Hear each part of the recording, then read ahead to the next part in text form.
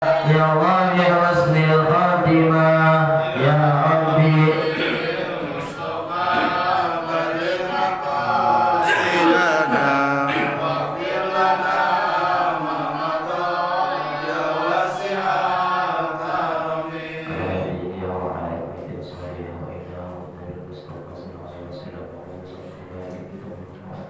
Al-Imam al-Bukhari hadis Al-Qadani syai'ulillahi lahul Fatihah. A'udzubillahi minasyaitonir rajim. Bismillahirrahmanirrahim. Alhamdulillahirabbil alamin arrahmanir rahim maliki yaumiddin. Iyyaka na'budu wa iyyaka nasta'in ihdinas siratal mustaqim siratal ladzina an'amta 'alaihim ghairil maghdubi 'alaihim waladdallin. Amin.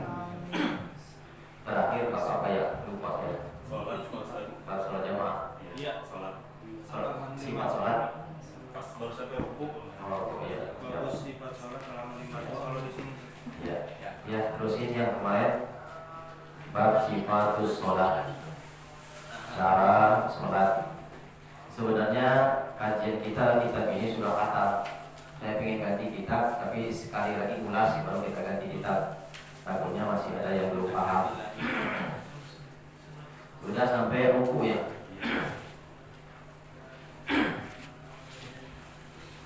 Coba, mana nulis? Mana? Sini, Bang. Ya. Biar langsung ketemu. Bab sifatus sholat atau cara sholat. Halaman 52. Ya.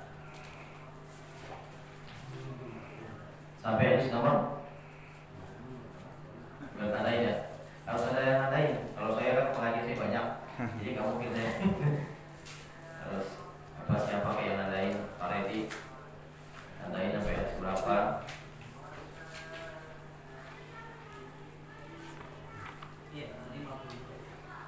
Halaman hadis nomor ruku, tentang ruku ya.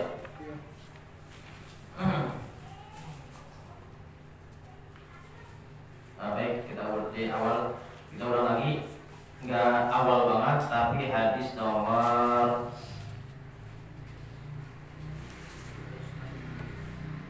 ya, hadis nomor 279 ya, 279. Yang halaman 52, hadis nomor 279. Ya. Tentang kembali ke takbir. Bismillahirrahmanirrahim. Assalamualaikum warahmatullahi wabarakatuh. Waalaikumsalam warahmatullahi wabarakatuh. Alhamdulillah, salatu wassalamu ala rasulillah Sayyidina Muhammad ibn Abdillah wa ala alihi wa sahbihi wa wala wa la hawla wa la quwwata illa billah. Asyhadu an la ilaha illallah wahdahu la syarika lah wa asyhadu anna sayyidana Muhammadan abduhu wa rasuluhu la nabiyya ba'dah. Allahumma salli wa sallim wa barik ala sayyidina wa habibina wa syafi'ina wa maulana Muhammadin wa ala alihi wa sahbihi ajma'in wa ba'd. Qala ta'ala fi kitabihil karim yarfa'illahu alladhina amanu minkum walladhina utul ilma darajat. Qala Nabi sallallahu alaihi wasallam man salaka tariqan yaltamisu fihi ilman sahalallahu bihi tariqan ila jannah. Sadaqallahul azim. وبلغ رسوله النبي الحبيب الكريم ونحن على ذلك من الشاهدين والشاكرين والحمد لله رب العالمين. Hadirin mukarramin, para ustaz, bukan jadi ustaz semuanya. Baik kita juga pakai sorban.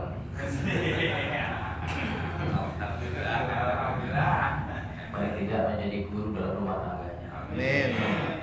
Wabil khusus Ketua DKM Mushola Syariah Bapak Ustaz Eko Rabianto dan hadirin jamaah salat maghrib yang dimuliakan Allah Subhanahu wa taala. Amin. Baik, saya tadi sampaikan bahwasanya sejujurnya sebetulnya kajian kita dalam kitab hadis Bulughul Maram itu sudah hampir usai. Tapi sekali lagi kita ulas sekelewat lagi, tapi bisa lama nih, bisa 2 tahun lagi nih ulasnya. Jadi khawatir kita khatam tapi masih nggak paham. Karena terbukti saya pun pernah lihat cara sholat masih banyak yang tidak sesuai dengan tuntunan Nabi. Kita kan kata Nabi sallallahu alaihi wasallam usolli, sholatlah kamu sebagaimana kamu melihat aku sholat. Maka dari itu kita mulai kembali. Ini ulasan ya, ulasan. Kita agak sedikit dipercepat karena kita insya Allah nanti akan ganti kitab Riyadhus Shalihin atau kitab apa yang namanya yang lainnya. Gimana entah PKM ini kita apa? Yang jelas sengaja pakai kitab kita. Ya, ada buka hadis yang nomor 2 dalam bab sifatus sholat.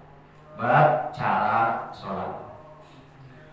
Harusnya ketika kita sudah mengkaji hadis-hadis yang berkenaan dengan tata cara sholat, ya dipraktekin. Kalau selama ini kita ternyata tidak sesuai dengan ketentuan dalam kitab ini, dalam cara sholatnya Nabi ini, yang kita tinggalkan cara kita, yang kita ikuti sunnah Nabi, caranya Nabi.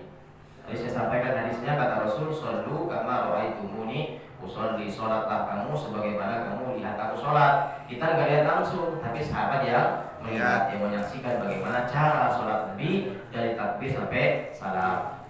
Ya, yang pertama saya rasa tidak perlu dibahas karena sudah paham semua tentang menyempurnakan wudhu. Langsung ke hadis nomor 2 yang berikutnya. Itu 200 bro. 279. Ini kita beda nomor. Bismillahirrahmanirrahim. Mohon maaf kalau diulang lagi. Besok hari kalau nggak ada ya. Kajian saya banyak. Kalau berapa pengajian saya lebih 20-an. Tidak mungkin saya ingat. Kalau saya ingat kalau lupa. Bismillahirrahmanirrahim. Wa an Abi Humaid As-Sa'idi qala, dari Abu Humaid As-Sa'idi beliau berkata atau bercerita, Ra'aitu aku melihat. Artinya ini hadis apa? Hadis fi'liyah. Ra'aitu, syahidtu, artinya fi'liyah. Hadis ada 3 ya, qauliyah, fi'liyah, taqriyah. Abi Humaid 287 ya? 284. Oh ya, beda. Ra'aitu, kata beliau, siapa? Abi Humaid. Yang paham loh, kalau Ra'aitu itu harus tahu kita Ra'aitu siapa, yang melihat siapa. Jadi ada kesaksiannya. Ya biar kayak orang pesantren gitu. Ra'aitu siapa yang melihat? Humaid. Rasulullah SAW, artinya beliau melihat Rasul. Apabila kabar, apabila Nabi bertakbir, ja'ala, menjadikan atau menempatkan. Ja'ala, menempatkan atau menjadikan, atau ini maknanya menempatkan. Apa itu? Yadaihi, kedua tangan. Menempatkan kedua tangannya. Tangan siapa? Rasul. Iya, Rasul. Itu ada dhamir i. Yadaihi. Itu tangan siapa? Tangan Nabi, bukan tangan sahabat Abu Humaid, bukan, tapi tangan Nabi ketika takbir. Hazwa, di hadapan mankibaihi, bahu, kedua bahu. Jadi Nabi ketika takbir ditempatkan kedua tangan itu diletakkan di hadapan bahu. Saya ulang lagi nih, udah khatam sebenarnya, udah tahu ya. Nah, tapi dia praktekin karena masih banyak yang takbirnya ngasal gitu kan. Ya, jadi tangan itu ketika takbiratul ihram di hadapan bahu. Bahu mana bahu? Ini bahu. Ini bahu nih, kalau atas pundak bahu. Kalau ini apa nih? Ada. Ini bukan di sini, tapi di bahu. Ada dua sifat ya takbir itu, angkat tangan itu bisa di hadapan bahu atau sejajar dengan telinga. Ya, hanya 2 tempat itu. Hadisnya terbelakangan yang di telinga itu. Hadis nomor berikutnya. Nah, jadi tangan Nabi itu ketika takbiratul ihram atau takbir angkat tangan setelah takbiratul ihram atau takbir hendak ruku, takbir tidak, atau takbir bangun dari rakaat kedua. Ingat, ngangkat tangan dalam sholat hanya ada 4 timing, 4 waktu. Ya, jangan lebih. Ya, yang pertama takbiratul ihram. Yang kedua angkat tangan ketika hendak ruku. Yang ketiga bangkit dari ruku. Yang keempat bangkit dari rakaat kedua setelah tasyahud awal. Jadi angkat tangan. Artinya setelah rakaat pertama tidak ada angkat tangan. Setelah rakaat ketiga ada hanya 4 itu. Nah, jangan semuanya angkat tangan semua. Baik, kebanyakan. Ya. Takbiratul ihram, mau ruku, i'tidal, dan yang terakhir bangkit dari at-tahiyat awal. Itu baru selebihnya enggak ada. Nah, di hadapan bahu ini. Allahu Akbar. Ada kiblat bukan begini, tapi telapak tangan ada ke depan. Posisi jari rapat, bukan dibuka, tapi rapat. Tangan. Allahu Akbar. Atau seperti ini, Allahu Akbar, sejajar dengan telinga. Jadi bukan begini, tapi ada kiblat. Beda. Apa rasa bahu itu beda? Bahu ada gerakan otot bahu itu beda. Begini dengan begini beda. Apalagi begini. Jadi sejajar dengan daun telinga. Jadi bekerja Pak Guru. Sholat itu menyehatkan. Kalau benar sholatnya. Ya. Koma. Wa idza dan apabila raka'ah Nabi ruku amkana meletakkan yadaihi kedua tangan domiri kemana? Siapa?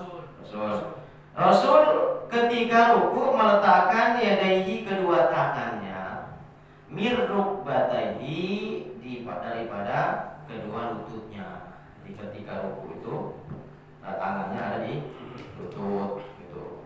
Posisi jarinya dibuka. Jangan di paha, apalagi di betis. Kalau di paha kita ketinggian. Jadi nggak rata. Kalau di betis nyungsep, tetap nggak rata. Tapi di kedua lutut itu posisi kedua tangan. Semua kemudian hasoro mengatakan apa itu zahrohu itu tulang punggung. Jadi artinya jadi kelinci percobaan. Ruku yang betul itu tangannya itu sono, rukunya sono. Ya, dilutut. Ya, katain. Nah, Kainnya. ya, ini tangan dibuka, jari-jarinya. Ya, jari-jari tangan itu mengelilingi lutut. Itu yang betul. Gitu. Jangan di sini betis. Nah, kalau di betis berarti nyungsep ini. Enggak bakal rata. Itu makanya di zona itu terlalu ini. Jadi di lutut. Nah, ya, posisi pandangan mata tetap ke tempat sujud. Bukan kalau melihat ke jari nyungsep, bro. Maka pandangan tetap di tempat sujud. Nah, jangan ke depan. Kalau ke depan, merek sarung depan kelihatan. Jadi, mulai itu suara. Nah, dulu sih belum tahu. Nah. Faiza maka apabila rafa'a mengangkat apa itu rasahu kepala setelah ruku ya atau i'tidal.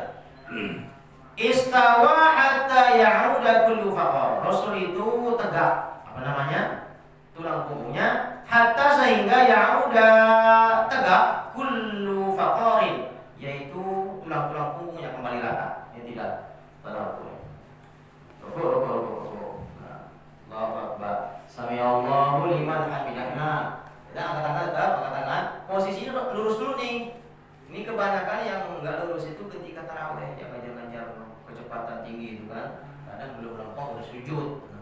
Jadi saya ingatkan kembali kalau kita atau bapak jadi imam tarawih, sekalipun bacanya di wasol, silakan di wasol nggak masalah. Yang penting tidak menabrak bacaan wasol itu pertama. Yang kedua, tetap harus ada tumaninah dulu. Jadi ada istirahatnya, punggungnya rata dulu. Sami Allahu liman hamidah. Jangan abung-abung bacanya kencang, geraknya kencang juga. Kasihan yang punya mati, kesemburat. Nah, juga cepat bacaannya, tapi ketika gerakan dia tetap harus ada tumaninah. Sami Allahu liman hamidah. Rabbana walakal hamd. Tetap ada tumaninahnya. Fa idza sajada apabila Rasul itu sujud wada'a meletakkan yadaihi kedua tangannya ghairu muftarishin tidak membuka atau tidak menghamparkan wala qabidihima dan juga tidak menggenggam. Kalau sujud coba praktek sujud. Nah, tidak menghamparkan ini maksudnya. Tuh. Tidak dihamparkan ini dilarang sama Nabi. Ya posisi binatang buas harus diangkat seperti ini. Tuh, diangkat. Ini diangkat. Enggak boleh seperti ini. Ini ya, enggak boleh. Sikunya harus diangkat. Enggak boleh nempel. Diangkat. Nah. Dan juga wala qabidihima juga tidak digenggam tangannya. Jangan digenggam. Tapi tetap posisinya menghadap kiblat, ujung-ujung jari tangan. Wastaqbala dan menghadap bi atrafi asabi'i rijlaihi menghadapkan ujung-ujung jari tangannya al-qiblata ke arah kiblat. Jadi ujung-ujung jari tangan ketika sujud itu menghadap kiblat, bukan begini. Nah, beda antara ruku dengan sujud. Kalau ruku ketika mengelilingi lutut itu dibuka, kalau sujud dirapatkan. Nah, kalau perempuan tangannya dirapati seperti ini sujudnya, laki-laki dibuka, gitu. Beda. Jadi ujung-ujung jari kaki menghadap kiblat. Nah, kalau ujung jari menghadap kiblat berarti ditekuk. Coba sujud. Kalau ujung jari kaki menghadap kiblat berarti ditekuk. Nah, kalau begini sendiri berarti nggak menghadap kiblat. Berarti ditekuk. Nah, tetap dibuka. Yang rapat itu perempuan. Pasti dibuka. Nah, itu ditekuk. Jadi ujung-ujung jari semakin tekuk semakin bagus. Walaupun ya itu belum bagus. Walaupun ya sah-sah aja sholatnya, tapi kan tidak sempurna. Kita kan pengen sempurna sholatnya. Ujung-ujung jari kaki menghadap kiblat. Nah, paham ya? Wa idza dan apabila jalasa duduk fi raka'ataini. Di rakaat yang ke masih ingat ya? Jalasa Nabi itu duduk ala atas rijlihil yusra. Atas kaki yang kiri, duduk tahiyat awal. Nah, jadi duduk tahiyat awal itu hanya duduk di kaki kiri, bukan dua-duanya. Nah, pada jalasa, ingat, saya ulang lagi. Wa idza dan apabila jalasa duduk fi raka'ataini, di rakaat yang ke, awas hati-hati nih. Apabila duduk di rakaat yang kedua. Istri bapak yang di rumah, istri yang keberapa? Nah, berarti kemungkinan ada yang ke salah jawab begitu. Bahaya kalau dia ngomong begitu depan bini, berarti ada yang ketiga, ada yang keempat. Yang betul itu pertama dan terakhir. Ya, saya kiaskan ya, saya kiaskan. Sama ketika kita memahami hadis ini, wa idza jalasa apabila duduk fi raka'ataini di rakaat yang kedua. Berarti ada yang ketiga, bukan terakhir. Apabila duduk di rakaat yang kedua. Macam mana duduknya? Macam mana kayak Upin. Jalasa Nabi itu duduk ala atas rijlihil yusra, atas kaki yang kiri. Nih, hanya duduk di kaki yang kiri. Udah duduk. Wa nasabal yumna dan mendirikan kaki yang kanan. Tekuk. Nah, ini iftirosh namanya. Duduk dalam sholat hanya ada dua sifat, iftirosh dan tawarruk. Kalau tahiyat awal atau duduk di antara dua sujud namanya duduk iftirosh. Duduk di rakaat yang kedua, duduknya seperti ini. Itu masih koma ya. Perhatikan baik-baik, karena di sini ada distorsi. Sebagian saudara kita itu tentang hadis ini, padahal baru koma itu belum titik. Apabila duduk di rakaat yang kedua, artinya at-tahiyat awal, maksud begitu. Nah, koma ya, terusin. Wa idza dan apabila jalasa Nabi itu duduk fi rakaatil akhirah. Apabila duduk di rakaat yang terakhir dalam salat. Duduk di rakaat yang terakhir. Nih, di sini letaknya, letak distorsi salah pahamnya. Pak, suku berapa rakaat? Dua rakaat. Ada yang bilang 3. Rakaat kedua dalam subuh itu terakhir bukan? Terakhir. Benar. Bagaimana macam mana cara duduknya? Perhatikan lagi bacaannya hadisnya. Wa idza jalasa apabila duduk fi rakaatil akhir, di rakaat yang terakhir. Witir ya satu rakaat itu terakhir bukan? Terakhir. Salat witir, kan witir boleh satu rakaat. Namanya witir kan ganjil 1, 3, 5 dan seterusnya. Duduk di rakaat salat subuh yang kedua itu terakhir bukan? Terakhir. Iya, setuju? Setuju. Nah, macam mana duduknya? Qaddama rijlahul yusra. Nah, perhatikan. Nabi itu menjulurkan kaki yang kiri. Keluarin sini ayat. Nah, ini namanya julurkan. Keluarin. Nah, harus keluar. Apabila duduk di rakaat yang terakhir, berapapun sholatnya, berapapun jumlah rakaatnya, apabila duduk di rakaat yang terakhir, qaddama rijlahul yusra, menjulurkan kaki yang kiri. Wa nasabal ukhra, dan mendirikan kaki yang kanan atau yang lain. Kanan maksudnya ini kurang kiri. lebih bagus, lebih sehat. Ini namanya duduk tawarruk. Wa qa'ada, dan duduk ala maq'adatihi, di atas pinggul. Ini maksudnya langsung seperti ini, namanya deprok, kalau bahasa Prancisnya deprok. Namanya duduk tawarruk. Paham ya? Ini kayak orang Jawa paham ya?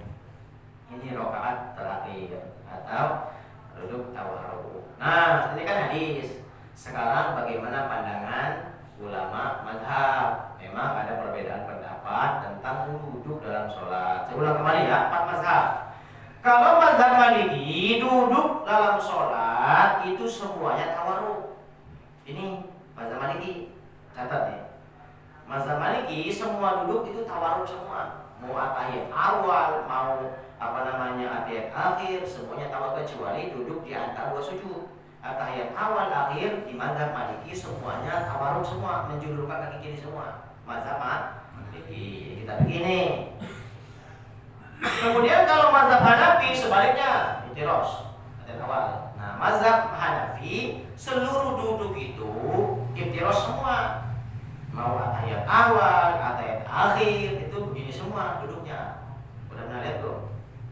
Kalau di Arab tuh pernah lihat, mungkin bapak pada umroh haji sama Nabi masjid seperti di Pakistan, Bangladesh, seperti ini yang pakai mazhab Hanafi.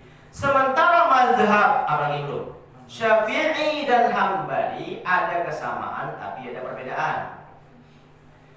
Di mana letak persamaan mazhab Syafi'i dan Hambali? Kalau Syafi'i Hambali, kalau sholatnya itu lebih dari 3 rakaat, atahiyat awalnya iftirosh, atahiyat awal, atahiyat akhirnya tawarruk. Kalau sholatnya lebih dari 3 rakaat atau sholat yang ada atahiyat awal, sama-sama seperti ini. Bedanya kalau mazhab Hambali, kalau sholatnya cuma 2 rakaat, dia nggak pakai tawarruk. Enak ya kayak saya semua sampaikan ya. Iya, jadi nggak pernah dibuta bapak. Kalau mazhab Hambali begini, subuh qabliyah ba'diyah seperti ini. Pertanyaannya yang jadi soal, kadang-kadang ada yang kayak begini tapi nggak mau ikut mazhab. Padahal ini ijtihadnya mazhab Imam Hambali, ijtihadnya. Makanya jangan soal-soal. Karena kita ini kan nggak punya kapasitas untuk berijtihad. Makanya kalau ada yang beda, ikutin mazhab aja udah. Karena bapak kan nggak hafal Quran 30 juz, nggak hafal ratusan ribu hadis, ya kan? Nggak tahu nahwu, sorof, ilmu bayan, ma'ani, balaghah, mantiq dan sebagainya. Nggak usah ngasal-ngasal. Ustaz, saya pakai mazhab Hambali, semuanya pakai Hambali, gitu loh. Jangan talpek, talpek kan? Main plek. Pagi Hambali, sore Syafi'i, malam Maliki, besoknya Samudra. Nah, jadi kalau bapak nemu orang yang sholatnya begini ketika 2 rakaat, nggak usah fanatik buta, mungkin husnuzon saja, mungkin dia pakai mazhab Hambali. Kalau Hambali lah, ya nggak usah beribu, nggak perlu ribu. Tapi yang begini juga harus tahu anda. Kalau anda sholat begini, subuh qabliyah ba'diyah, nyata dalam hati saya begini ngikutin mazhab. Jadi nggak rancu, karena kalau anda ngikutin hadis ini, coba ini hadisnya dari mana? Kronologinya Sahih Bukhari, akhrajahul Bukhari sahih. Apabila duduk di rakaat kedua, tahiyat awal duduknya iftirosh. Apabila duduk di tahiyat terakhir, duduknya tawar. Hadisnya sahih enggak? Sahih. Gitu loh. Jadi yang terpenting jangan saling menyalahkan. Yang kita melihat saudara kita yang begitu husnuzon saja, mungkin mereka pakai mazhab Hambali. Yang begini juga, dia nyatakan saya pakai mazhab Hambali. Kalau dia nanya, saya mazhab Hambali, ya selesai urusan. Jangan bilang hadis kan bapak beribut lagi ngejelasinnya. Hadisnya bagaimana? Walaupun semua imam mazhab, semua mujtahid itu pakai hadis. Walaupun hadis semuanya di sini, ini kan cuma rangkuman hadis saja. Kalau kita buka hadis semua, bisa sepanjang bapak membaca hadis semua. Hadis yang begini, hadis yang begitu, kan nggak mungkin. Karena kita ngaji kita belum. Jadi paham ya?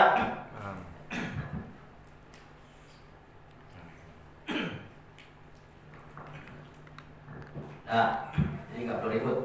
Perbedaan, ikhtilaf dalam ibadah, dalam fikih itu hal yang biasa. Ya nggak boleh itu kita fanatik buta. Makanya yang penting ngaji. Jadi kalau kita seperti ini ikut mazhab apa, seperti saudara kita yang bono ikut mazhab apa, kita tahu jadinya. Jadi Jadi enggak pokoknya ngene. Dan ngaji itu jangan satu sumber. Kalau bapak ngajinya pokoknya ngene, yang guru ini, yang cirinya begini, pakaian begini pasti benar. Yang lain salah. Ini fanatik buta. Ilmu yang kita dapatkan bukan ilmu tapi doktrin. Udah istirahat pegel. Ya. Nah, dulu. Nah, paham ya? Wa an Ali bin Abi Thalib dari Sayyidina Ali bin Abi Thalib radhiyallahu anhu Rasulullah sallallahu alaihi wasallam annahu kana, bahwasanya Rasul itu adalah idza apabila qama berdiri ila sholat untuk sholat, apabila Rasul mendirikan sholat maksudnya qala, Rasul membaca doa wajjahtu wajhiya lilladzi fataras samawati wal arda ila qaulihi minal muslimin, sampai selesai maksudnya. Ini namanya doa apa? Doa iftitah memulai sholat.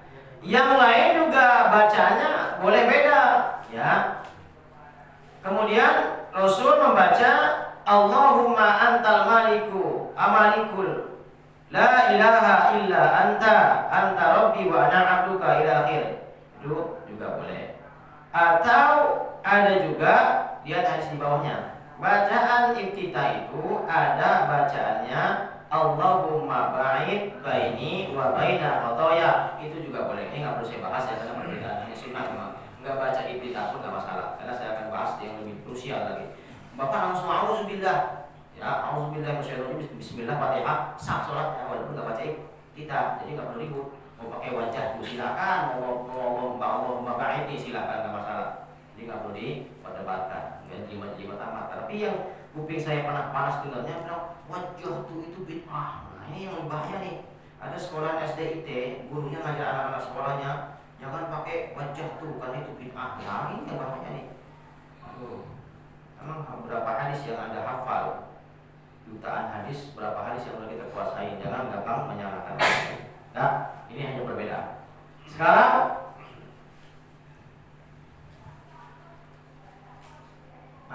di bawahnya sama perbedaan. Yang berikutnya tentang Fatihah. Karena kita ulas saja. Wa an Aisyah radhiyallahu anha qalat. Dari Aisyah radhiyallahu anha qalat, ketemu. Aisyah ya. Karena Rasulullah sallallahu alaihi wasallam adalah Rasul sallallahu alaihi wasallam yastaftihus sholata, ini membuka atau memulai sholat bitakbiri, dengan takbir. Jadi Rasul itu sholat memulai dengan takbiratul ihram. Jadi Bapak, sebelum saya teruskan nih, Bapak jadi masbuk, mendapati imam nggak usah ruku, kalau ruku kan pasti angkat tangan. Sujud umpama, ketika ketinggalan sholat, imamnya udah sujud. Bapak kalau langsung sujud enggak pakai takbir dulu, berarti belum mulai sholat. Paham? Ya, jadi kalau langsung sujud berarti belum dimulai. Artinya kita takbir dulu. Tapi takbir ini bukan takbir hendak sujud, karena enggak ada takbir mau sujud. Takbir pertama ini takbiratul ihram, sedekah dulu langsung sujud gitu loh. Jadi karena saya pernah lihat orang langsung sujud. Nah, belum mulai sholat. Karena kata Aisyah, Nabi itu yastaftihus sholata, memulai sholat dengan bitakbiri, dengan takbiratul ihram, baru langsung sujud ya.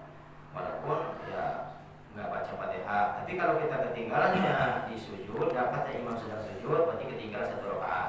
Tapi kalau kita kebagian ruku, nggak perlu ulang karena sudah dapat satu rakaat. Tapi hadis ini bukan menjelaskan tentang itu. Nabi itu memulai sholat dengan takbir, bukan usolli ya, Bos. Ustaz, kenapa nggak mulai usolli? Nah, ini dijelaskan lagi. Usolli itu bukan rukun sholat, tapi itu talaffuz bin niyah. Yang rukun itu niatnya.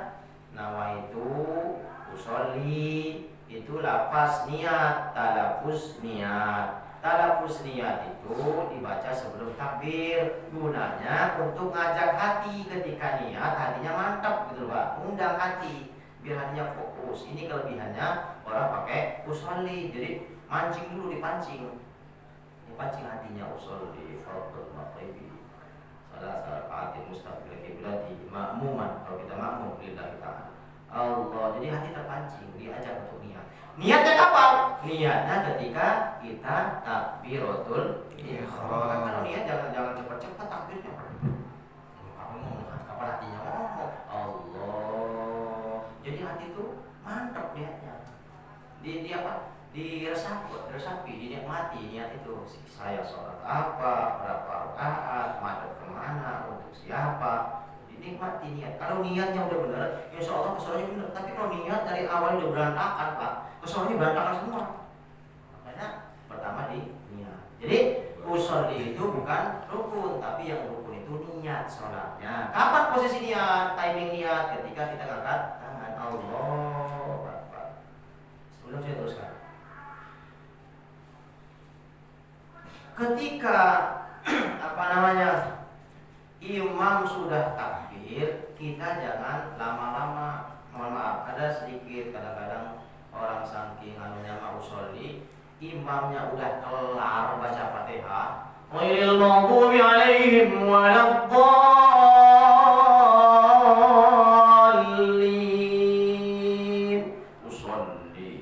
usolli masih usolli.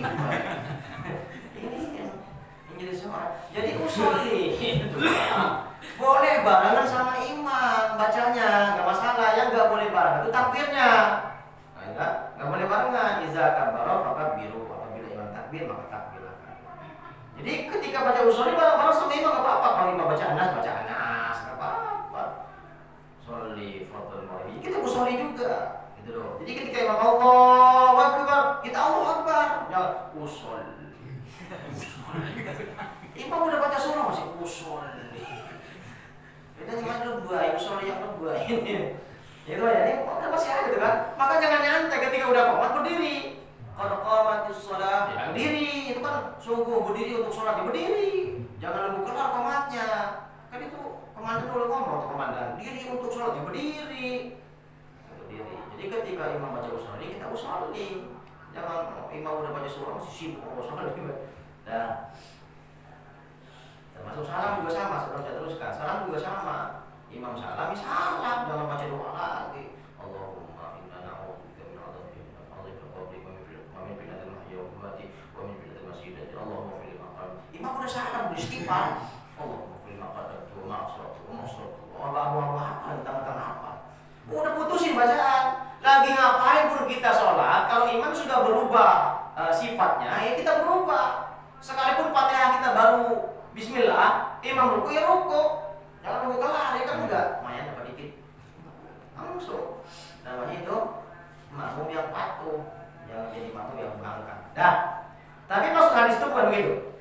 Rasul itu kata Aisyah memulai sholat dengan takbir. Wal qira'atan, dan membaca bilhamdulillahi rabbil alamin. Nah, ini ada satu hadis ini yang digunakan sama sebagian ulama yang tidak menjaharkan bismillah ketika baca Fatihah.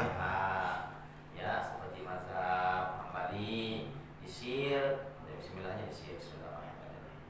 Alhamdulillahi rabbil alamin. Juga yang dijahar. Bismillahirrahmanirrahim. Alhamdulillahi rabbil alamin. Ada juga yang nggak baca sama sekali, nggak baca, nggak disir, nggak dijahar. Tapi itu yang kurang dipakai sama ulama. Yang dipakai itu mayoritas yang jahar dan sir. Kalau mazhab Syafi'i dijaharkan Bismillah seperti yang kita pakai di sini. Ya, wajib. Kenapa? Karena Bismillah itu bagian satu ayat daripada Fatihah. Paham ya? Jadi kalau di sini udah biasa begitu jangan dirubah. Dosa Bapak ada tempat asing. Di situ orang nggak baca Bismillah atau disirkan. Bapak jaharkan, jadi malah kisru. Sama di sini. Kalau di sini Bismillahnya jahar, jangan disirkan. Bapak bikin kisru namanya. Imam Syafi'i ketika diundang Imam Maliki atau bahkan jangan ke Maliki, ke makamnya aja beda kunutnya. Mazhab lain juga sama, jadi saling menghormati. Jadi kalau kita di suatu tempat yang notabene mazhabnya lain, kita hormati mazhab itu. Sama di sini, kalau di sini memang biasa istighfarnya dijahar, zikir jahar, baca bismillah, kunut, jangan dirubah-rubah. Gitu Pak, ya. Jangan sembarangan. Kenapa? Akan bikin kisru. Gitu loh. Apalagi sini ada gurunya, ada yang menyampaikan ke adiknya. Jangan, oh saya beda Pak, nggak bisa begitu. Jangan tempat beda. Kalau ingin beda. Kenapa? Itu malah bikin kacau umat jadi entar. Gitu loh. Sementara kita ada dalilnya tentang bismillah atau tidak bismillah, jahar atau sir. Jadi ini hadis juga yang dipakai sama ulama mazhab yang tidak menjaharkan bismillah. Karena kalau kita cara harfiah memang dilihat langsung bilhamdulillahi rabbil alamin. Tetapi kalau pandangan ulama yang yang pakai jahar bismillah, maknanya bukan berarti Nabi itu langsung alhamdulillah, tapi maknanya Nabi baca Fatihah, itu maksudnya. Ya nggak apa-apa, namanya beda. Yang penting yang menafsirkan mereka bukan kita. Ya. Wakana dan adalah iza roka'a, apabila Nabi ruku, kata Aisyah, lam yushis, tidak menyungkurkan. Apa nyungkur? Nusuk. Apa itu ra'sahu, kepala? Nabi kalau ruku tidak disungkurkan kepalanya, wala yusawwibu, dan juga tidak mengangkat. Yang tadi tidak nusuk, nggak nusuk nih, nggak diangkat. Walakin akan tetapi baina dzalik, di antara keduanya, tengah-tengah. Terus maksudnya. Wa kana, dan adalah iza apabila rafa'a, mengangkat. Apa itu? Minar ruku'i, setelah ruku, lam yasjud, Nabi tidak sujud, tidak segera sujud, hatta sehingga yastawiya, tegak, qaiman, berdirinya. Tadi tidak itu tegak dulu, baru sujud.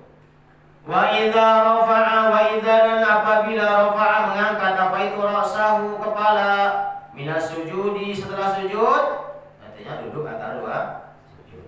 Lam yasjud, Nabi tidak segera sujud, hatta sehingga yastawiya, tegak tulang-tulangnya maksudnya.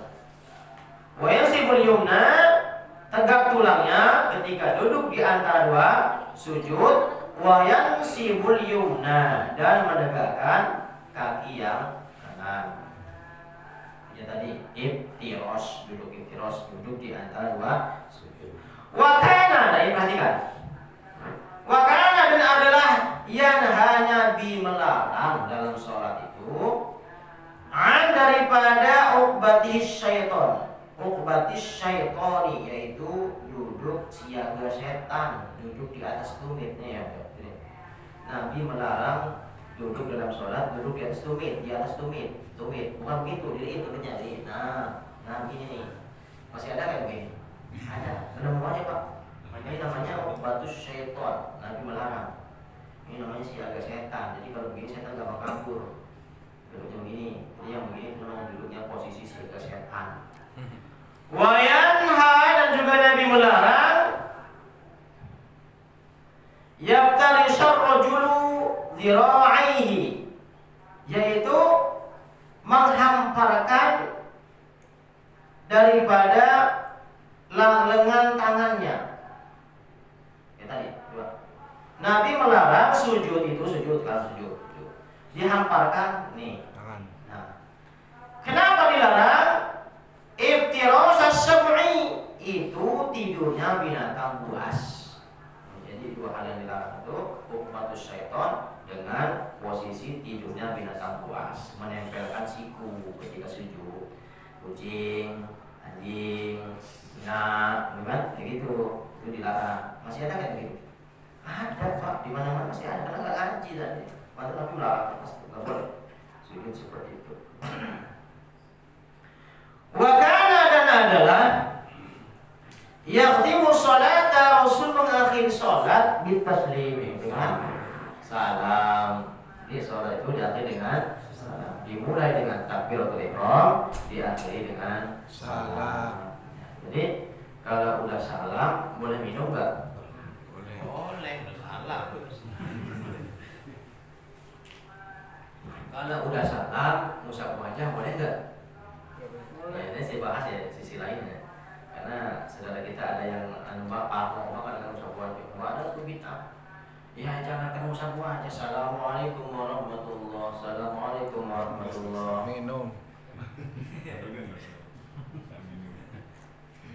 Boleh nggak? Boleh. Nah, udah kelar kok, udah salah. Kok dimasalahin? Yang salah itu lagi sholat minum teh. Bismillahirrahmanirrahim. Alhamdulillahi rabbil alamin. Rehat. Ini yang nggak boleh karena lagi sholat. Salah. Terus aku aja kok diomelin. Apa itu bid'ah? Nah, karena memang penjelasannya bukan itu. Penjelasannya nanti di akhir tentang musab wajah, karena kata ulama yang biasa musab wajah itu memang sholat itu kan esensi sholat kan doa, ya kan? Hakikat sholat ada doa. Dan menyempurnakan doa itu dengan mengusap wajah. Hadisnya ada di penghujung, tapi gak usah dibuka, ntar hilang lagi kan. Karena sholat itu doa, doa kan seluruh bacaan sholat kan doa semua, ya kan? Hadisnya bukan di sini, bukan di bab sifat sholat, bab doa, gitu loh Pak. Bab doa ada di penghujung itu. Hadis dari Umar bin Khattab. Idza madda yadayhi fi du'a, apabila Nabi mengangkat tangan setelah doa, ya. Apabila Nabi mengangkat tangan dalam berdoa, lam yarudduhuma, tidak mengembalikannya hatta yamsaha bima wajhahu, sehingga mengusapkan wajahnya. Jadi, assalamualaikum warahmatullah. Assalamualaikum warahmatullah. Kalau saya kan ada doanya, Bismillahirrahmanirrahim. Atau alhamdulillahirabbil alamin. Usap wajah. Jadi ada doanya bukan semua wajah. Alhamdulillahirabbil alamin. Jadi mengakhiri doa dengan usap wajah. Ini kalau dijelaskan panjang lagi. Kenapa wajah? Ya karena wajah itu memang anggota tubuh kita yang paling mulia. Orang punya duit, nggak punya duit, kelihatan wajahnya, ya kan? Nggak punya rokok, asam wajahnya, ya kan? Bisa milih bini, enggak, ya tahu aja wajahnya. Nah, ya. Kalau kayak itu kalau bisa milih bini, nggak mau sholat ya. Mereka tahu ketahuan wajahnya. Nah, iya kan? Nah, wajah, maka usahakanlah wajah kita. Wajah kalau menuntut yang itu apa? Pantatnya apa wajahnya? Wajahnya. Ada tutup pantat tutup. Yang tutup ke pantat. Wajah yang paling mulia. Nah, jadi nggak boleh bahas. Silakan berusaha wajah yang monggo nggak apa-apa. Yang penting jangan menyalahkan. Yang jadi soal itu sebenarnya bukan ngusap wajah setelah sholat. Ngusap wajah lagi sholat itu jadi soal harusnya yang diperkarakan. Karena Anda kan udah ngaji ya, nggak maaf ya. Kita kan udah pernah ngaji. Kalau ada sesuatu yang nempel di wajah, kata Nabi jangan diusap, ya. Kalaupun diusap sekali, wahidatan auda, sekali usap atau biarkan saja. Ini babnya lain ya, bab sifat sholat. Ini memang enggak, yang salah itu yang enggak gatal, enggak ada nyamuk, enggak ada larut. Jenggot emang enggak seberapa, ini sholat. Ini yang jadi soal, yang diperkarakan ini Pak, bukan yang udah soal, yang udah salah. Nah ini yang pertekelan, atau pertekelan enggak? Oh, kalau anak diem. Asik lebat. Lagi Pak Eko. Ya jadi masalah itu harusnya. Tapi kalau malamnya udah sholat ya udah kelar. Makanya saya suka bingung. Orang musab wajah bisa diperkarakan, dipertanyakan hadisnya, dalilnya, padahal ada kan tentang bab doa, bukan bab sholat. Tapi yang petekelan sholat nggak dimasalahin. Pakai dalil apa? Pakai dalil Husain Hasan Husain yang blok tadi. Pakai dalil itu bab sholat. Bukan bab sifat sholat, itu bukan bab sifat sholat. Bab dorurohnya Nabi ketika sedang sholat, Nabi sholat digemblokki cucunya. Jadi bukan bab sifat sholat, bukan bab tentang khusyuknya sholat. Kalau ingin meneliti hadisnya, lihat di babul hatsu al khusyu'i fi sholat, bab anjuran sholat, atau bab di sifatus sholat, bab sifat sholat. Nah kalau ada petekelan, silakan petekelan. Yang ada itu kata Rasul, kalau ada sesuatu yang nempel di wajah, biarkan. Karena mau diusap sekali, auda atau biarkan saja. Kenapa? Fa innahu rahmatu wajib. Karena itu rahmat yang ada di wajahmu. Oh, itu yang harus kita jaga. Soal pertekelan, kasihan yang lain Pak. Mungkin Bapak khusyuk begitu, dan sebelahnya kan cuek banget kan. Coba Bapak khusyuk nggak? Ya kalau ada yang tetangga sebelah pertekelan khusyuk nggak? Jujur jawab, jujur. Ya kalau kayak jangan, nanti ganggu orang. Ya mungkin Anda biasa aja, tapi sebelah isi Pak. Iya, pengen tabok sholat. Tapi saya pernah negur gitu. Ya sholat Jumat kan, dua-duanya begitu, kiri kanan begitu. Begini Pak, Nabi itu jangankan apa namanya gambar yang bergerak, gambar yang diem. Kan pernah Aisyah itu bikin tirai pembatas sholat ada gambarnya. Apa kata dia? Amiti anni kiromaki, singkirkan ini tirai yang ada gambarnya. Itu gambar doang yang diem, yang ngedok itu kan. Aisyah bikin pembatas sholat, itu ada gambarnya kain itu, tirai itu. Kata Rasul, amiti anni kiromaki, singkirkan dariku ini tirai yang ada gambarnya ini.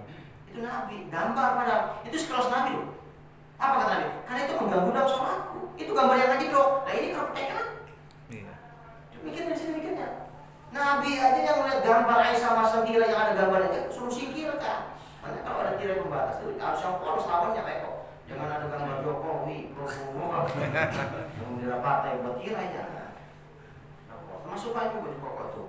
Tapi yang foto, jangan yang bekas kampanye pakai sholat. Mengganggu di belakang. Ya kita sih nggak baca di belakang kita. Iya kebetulan kita pakai Jokowi, sebelahnya kan dukung Prabowo ya Jokowi. Sebelahnya sama agama pakai Prabowo, di belakang mendukung Jokowi ya Prabowo lagi. Ini nggak bakal pakai yang polos. Kalau yang motif depannya aja, di belakangnya polos. Ini mau putih semua nah, dengan harus putih. Haji. Amin. Nah, gimana tadi? Akhrajahu Muslimun.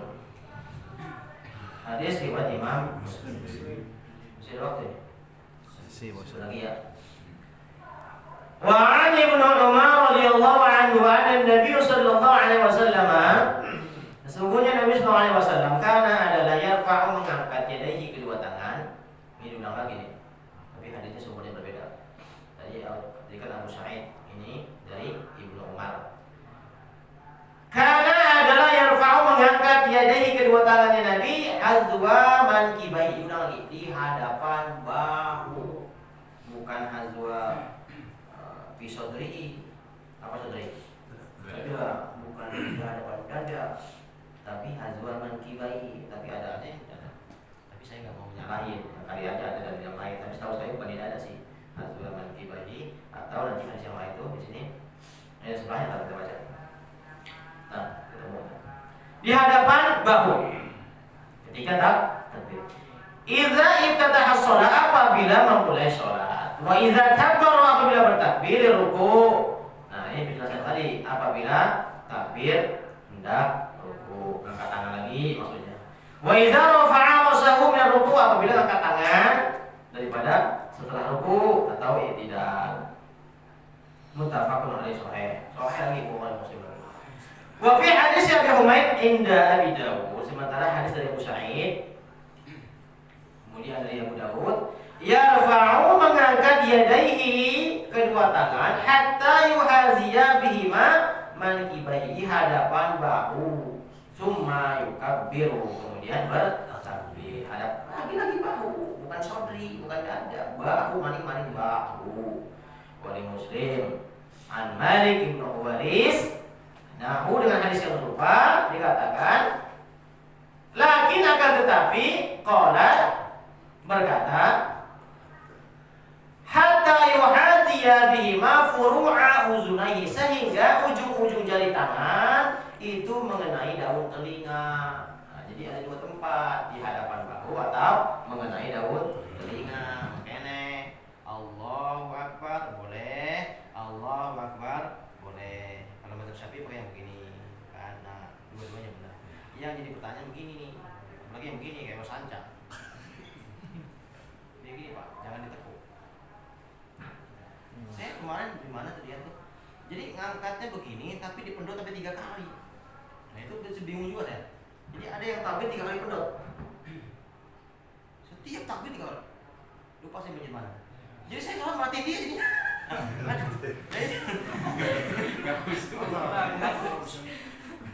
Keren wisata, keren wisata. Ya, makanya kalau semangat ibadah, ya imbangi dengan semangat Ngaji. Ini nggak kali pendot. Ada juga yang begini. Jadi kayak sanca, king cobra. Begini yang betul-betul agak diluruskan hadap kiblat. Allahu Akbar atau Allahu Akbar. Yang usah ngasal lah, sholat mah ada aturan. Apa ya kalau nggak ada aturan silakan, kalau aturan jelas kok Nabi seperti ini. Jangan asal-asal dewe supaya nanti dewe. Makanya saya sering sampaikan kalau kita semangat ibadah, imbangi dengan semangat ngaji. Ibadahnya betul, ngajinya orang yang gitu. Karena orang yang ngaji itu udah pasti sholat. Orang yang sholat betul Ngaji. ya kan mungkin bapak habis sholat habis ngaji langsung pulang kan masih sholat. Iya. Tapi kalau yang sholat makanya saya bilang sampaikan makmum yang mau sholat ini bukan di sholatnya baik kok salah. Tadi majlis taklimnya kalau majlis taklim yang berkubu-kubunya makanya bapak hebat tuh. Makanya Pak Eko pintar tuh bikin proposal, ada sarapan pagi ngaji subuh, oh enak bener tuh ya. Itu udah dikasih makanan masih aja kita ngaji ya. Coba itu gimana gak ada makanannya? Ya punya gitu punya proposal. Kenapa? Kalau fisik bangunan udah bagus, tinggal sekarang ruhnya diperbagus, majlis-majlisnya diperbagus, semangat. Kalau jamaahnya bersemangat semua, baru mantap tuh.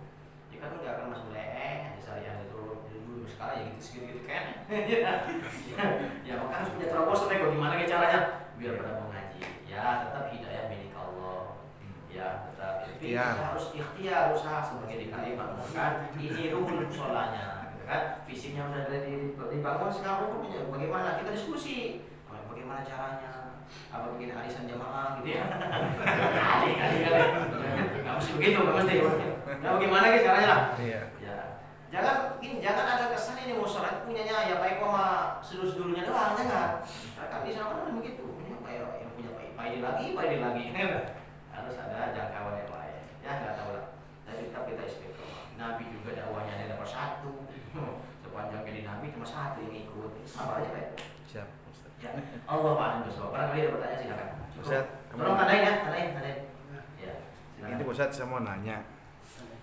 Kalau kita lagi sholat bawa HP, terus kita lupa silan seperti itu, terus di pertengahan sholat kita bunyi, HP itu bunyi. Terus apa yang kita lakukan? Kalau kita ngambil HP kan otomatis gerak lebih dari 3 kali itu batal. Itu yang pertama Ustaz.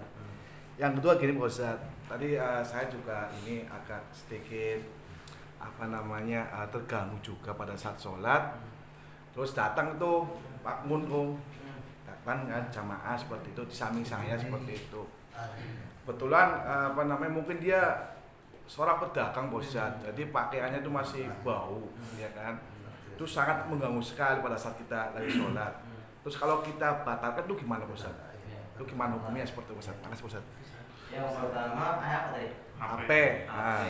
Banting aja tuh HP. Karena masalah. Kalau keadaan darurat, Iya. boleh saja kita matiin HP-nya. Walaupun gerak, sama ada ular masa diem gue mati kita. Dan minggir ini serem.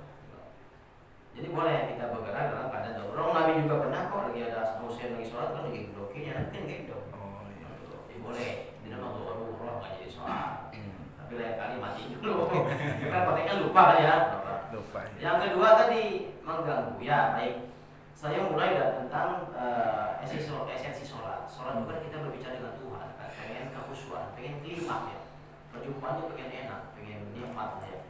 Tentunya khusyuk. Dan orang yang beruntung itu orang yang khusyuk dalam sholat. Qad aflahal mu'minun alladzina hum fi sholatihim khashi'un. Beruntung orang yang beriman, orang yang khusyuk dalam sholatnya. Ya, kalau kita ngejar, ada orang yang ngejar pahala, ada orang yang ngejar kenikmatan. Ya kan? Ngejar pahala dan ngejar kenikmatan sholat. Makanya mungkin Bapak pernah lihat orang yang nggak pernah ke masjid, ke musola, jangan susah. Bisa jadi dia pengen nikmat sholatnya. Kalau di musola kan banyak bocah nggak. Jadi orang tuh jangan gampang susah sama orang. Ya kalau kita rajin ke musola, bersyukur kita orang yang rajin ke musola. Enggak punya hak kita menjustis orang yang nggak ke musola. Kan bicara tentang surga neraka, emang kita jamin yang ke musola yang surga semua. Ya kan? Jadi motorin hati, tapi motorin hati. Kalau Anda rajin zikir, rajin taklim, bersyukurlah kita termasuk orang yang rajin zikir, rajin taklim. Jangan bukan berarti kita ngejelekin orang yang nggak pernah zikir. Ya kan pernah dengar kan cerita tentang Dinar al-Ayyad, orang yang nggak pernah ibadah seumur umur masuk surga. Ya kan? Nggak pernah ibadah namanya Dinar al-Ayyad yang pernah saya sampaikan ceritanya. Surga ya, nggak pernah ibadah seumur hidup, jahat semuanya dilakukan kejahatan, surga. Jadi itu beruntunglah, bersyukurlah kita yang rajin ke musola, rajin taklim, rajin zikir. Sama tadi sholat, ya kalau kita ngejar khusyuk terganggu, ya silakan batalkan. Daripada kita nggak nikmat ngejar 27 tapi nggak dapat apa-apa, paham kan? Karena maaf terganggu, tinggal batalkan. Ya. pahala banyak itu kan untuk penyemangat sebenarnya Pak. Nabi kasih tahu kalau jamaah itu 27, satu dewekan sendirian itu satu, itu kan penyemangat saja. Tapi esensi sholatnya jangan hilang, jangan mudah 27, ya maaf nih, 27-nya dapat, berjamaahnya rajin, tapi di lingkungan nggak bergaul, berarti nggak tahu tentang esensi jamaah. Karena esensi jamaah kan itu menghubungkan hati dengan hati sesama muslim silatur. Ini mah jamaahnya rajin tapi nggak mau orang nggak tegur sapa, sama DKI benci, sama RT apalagi, jangan tanya umpama. Berarti kan nggak paham tentang esensi jamaah. Yang nama jamaah itu kan mengikat hati sama muslim. Ya apa namanya? Persaudaraan sama muslim. Jangan kita sama muslim jamaahnya rajin, tapi setelah di musola kita gontok-gontokan. Jadi nggak paham. Jadi boleh. Kalau kita memang yakinnya inginnya dibatalkan, ingin khusyuk silakan. Demikian. Tapi kalau kita kuat, saya kuat kok. Karena ada juga, pernah juga Sayyidina Ali tangannya ke apa kakinya kena anak panah lagi sholat, diteruskan. Berarti kan bisa kuat khusyuk. Sama kalau tadi Pak Eko kuat nyium bau kiji, baunya itu bisa tahan, bisa tetap khusyuk, ya silakan diteruskan. Tapi kalau tetap nggak khusyuk ya batalkan. Sama sebelah kita petekeran, kita nggak tahan, nggak kuat, dia batalin. Macam saya waktu sono, saya batalin, saya tepok pantatnya. Wih, dia mah. Kita negor dia. Tapi kalau kita kuat, bisa khusyuk, ya mau silakan. Tapi kalau rusak sholat kita, kemudian kita batalin. Allah maafkan besok. Silakan. Lagi. Enggak. Kalau kita berjamaah di rumah sama istri nih, terus habis sholat, terus salaman, terus baca Quran, batal. Ya batal dong.